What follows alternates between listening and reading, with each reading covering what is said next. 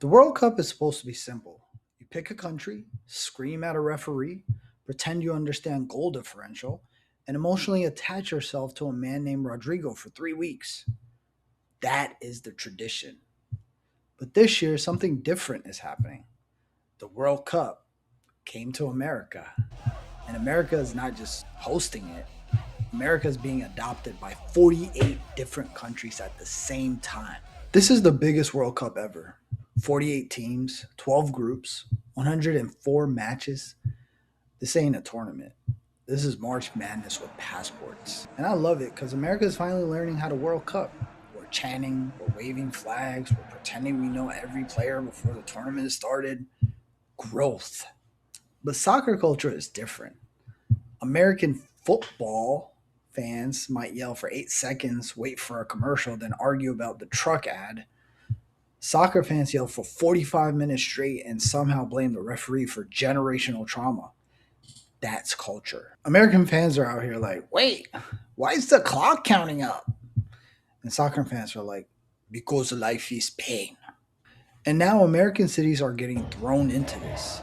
Kansas City, Boston, Houston, New York, LA, Philly. Everybody is getting a temporary foreign exchange student personality. Your city might wake up Scottish. Your bar might turn Ghanaian. Your neighbor might suddenly care about Portugal's midfield shape. That's the World Cup. At the Kansas City Fan Festival, fans registered from more than 150 countries. That means Kansas City became an international airport with barbecue. That is beautiful because Kansas City is usually known for barbecue, Patrick Mahomes, and people saying, I don't think we're in Kansas anymore. Now it's hosting the planet. That's looking good. In Boston, Haitian fans celebrated Haiti's return to the World Cup after more than 50 years, while Scotland's tartan army brought kilts, bagpipes, and full emotional commitment. Boston having Haitian rara music and Scottish bagpipes in the same weekend, I don't even feel like a fan zone. It feels like a cultural group project. And honestly, that is what makes the World Cup different. The Olympics are inspirational. The Super Bowl is expensive. The World Cup feels like every country brought food, drums, drama, and one guy who knows all the chants. Now, the reason this feels so big is because it is 48 teams. That means more countries, more fans, more underdogs, more national anthems, more people becoming experts in countries they couldn't find on a map last Tuesday. The new format has 12 groups of four. The top two teams advance, plus the eight best third place teams, which means your country can finish in third place and still survive. That's incredible. The World Cup now has academic probation. Your country did not do great, but we see potential. Please report to the round of 32. What accent was that? I don't know. Your attendance was poor. Your defending was questionable, but your goal difference shows promise. And that's why the group stage is going to feel insane because every game matters, but also every game comes with math. You're not just watching soccer, you're watching soccer, geography, statistics, and emotionally gambling without the app. The expanded format gives more countries a chance to show up on the bigger stage. Cape Verde, Jordan, Uzbekistan, Curacao, Haiti returning, Scotland returning. That is the good part. This is why I actually like the expanded World Cup.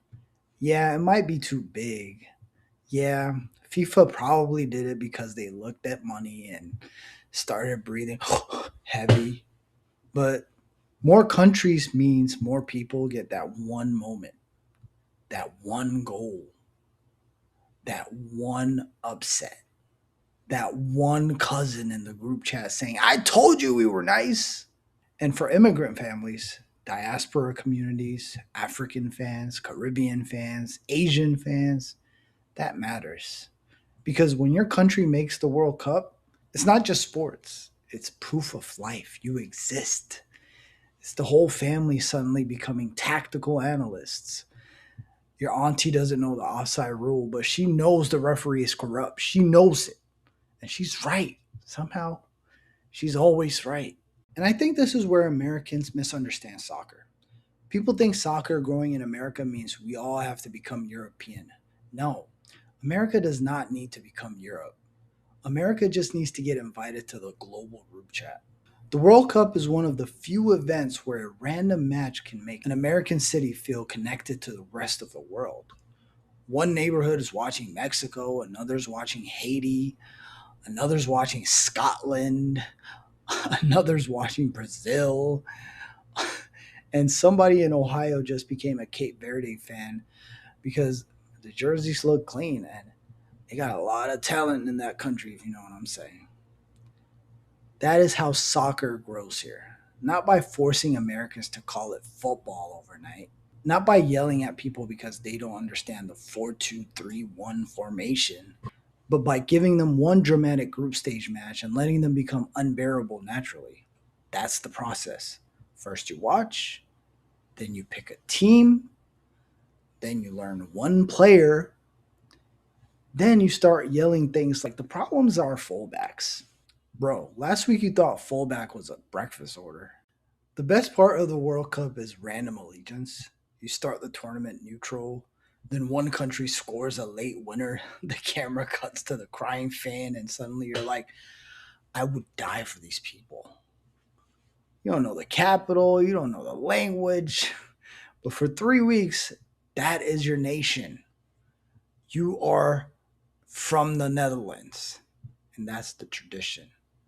The World Cup turns casual fans into temporary citizens. That's why the 48 teams might actually work, because the World Cup is not just finding the best team, it's about giving everybody a reason to care.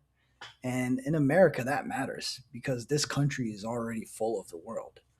The World Cup just gives everybody permission to be loud about it. So, yes, the 48 team World Cup might be too big, it might be confusing, it might require a calculator, a passport, and one friend who understands goal difference, but it's also turning America into a month long global house party. And honestly, that's good for the game. That's good for soccer in America. That's good for every kid watching a country they're connected to finally get a moment. The World Cup is not just coming to America, it's reminding America that the world already lives here. So pick a country, scream at a referee, pretend you understand the third place qualification rules, and emotionally attach yourself to a man named Rodrigo.